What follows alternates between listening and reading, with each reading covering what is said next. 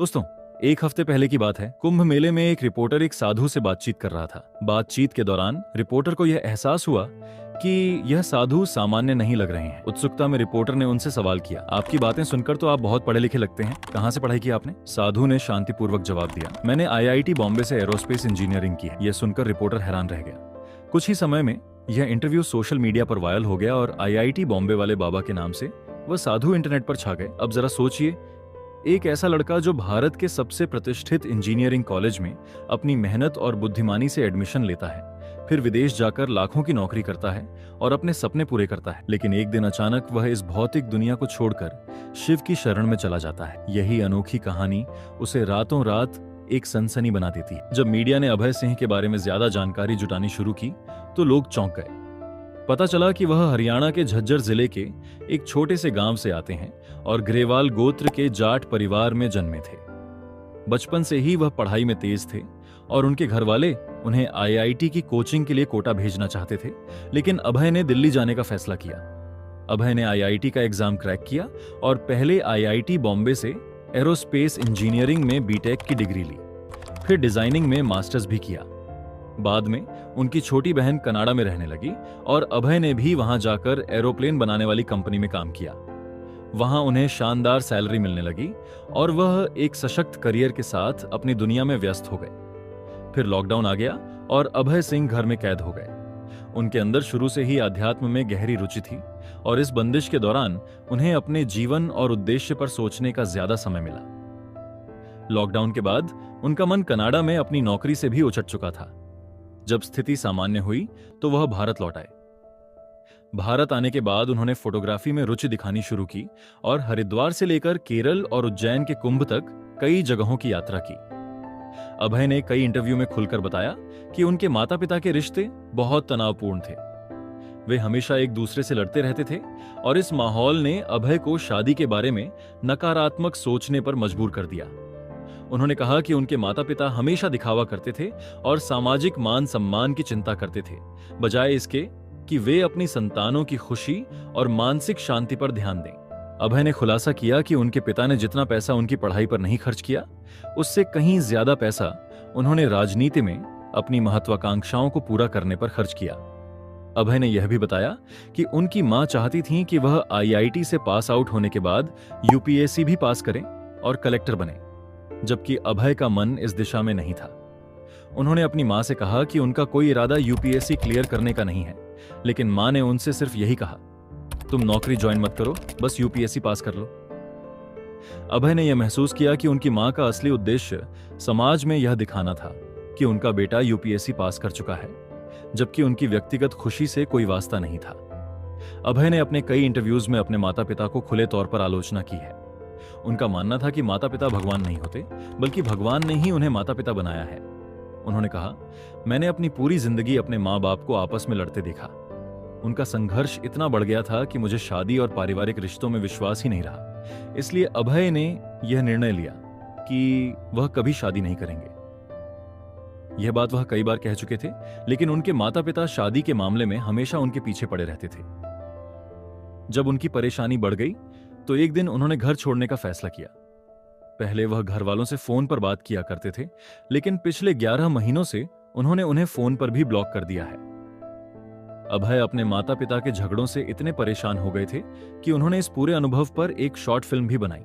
उस समय उनकी एक गर्लफ्रेंड भी थी और वह 4 साल तक उसके साथ रहे, लेकिन जब वह फिल्म बना रहे थे तो वह मानसिक रूप से परेशान हो गए और अपनी गर्लफ्रेंड के साथ संबंधों में भी कोई भावनात्मक जुड़ाव महसूस नहीं करने लगे।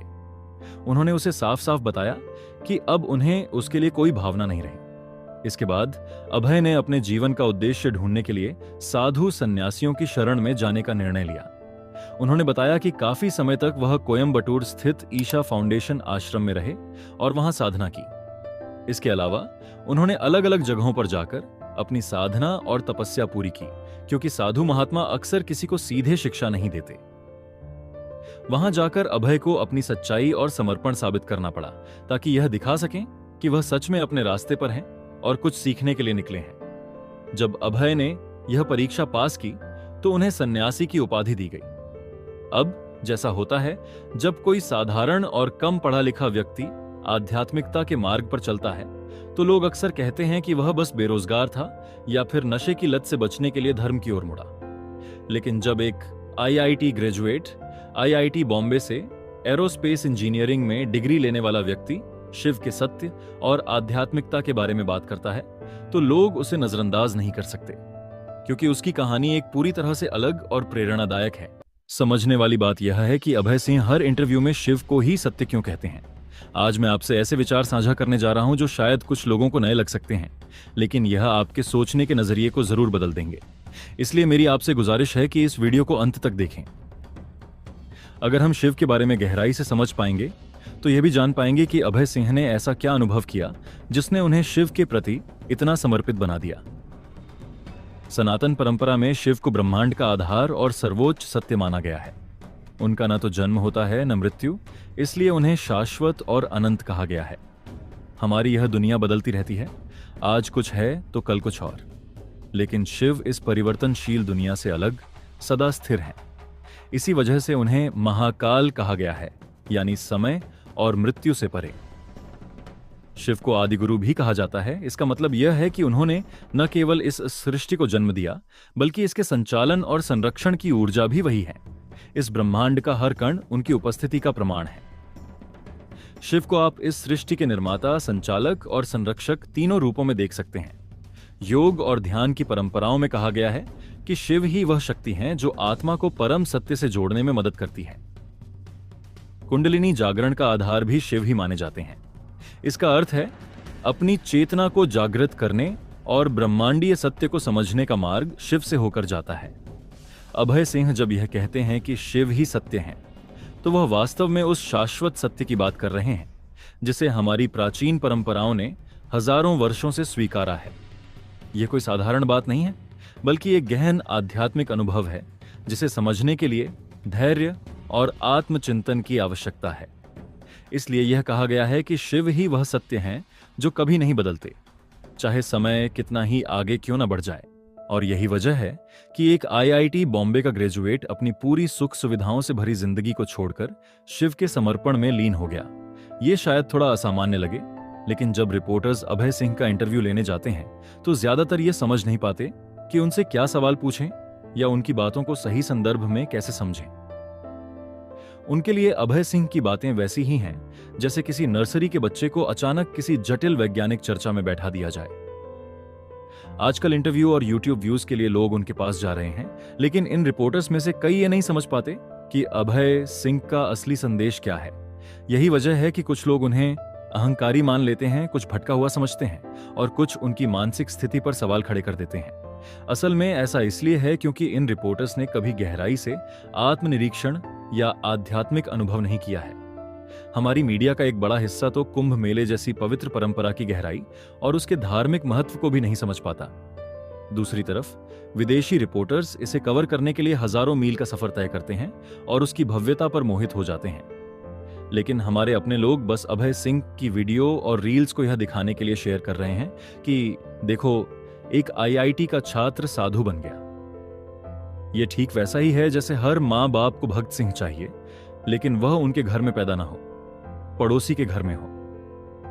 लोग अभय सिंह के फैसले की तारीफ तो करते हैं कि उन्होंने सब कुछ छोड़कर आध्यात्मिकता का मार्ग चुना, लेकिन उनकी यात्रा के पीछे के कारणों को जानने या समझने में किसी की रुचि नहीं है।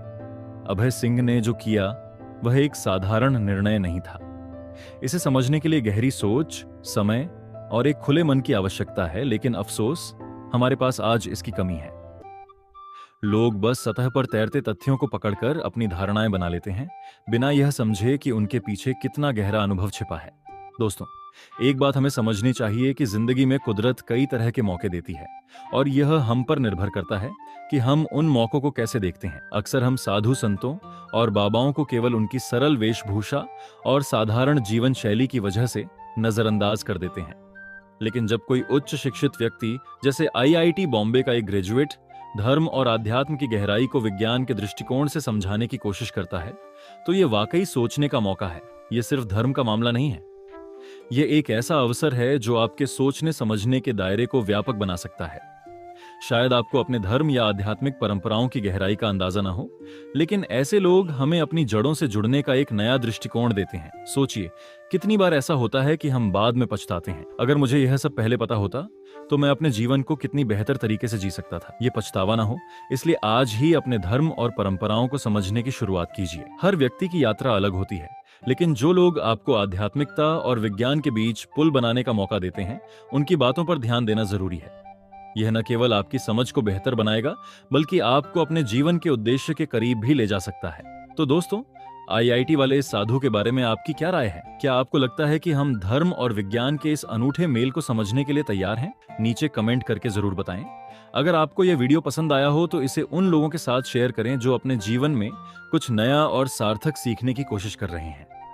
आपका एक शेयर किसी की सोच को बदल सकता है।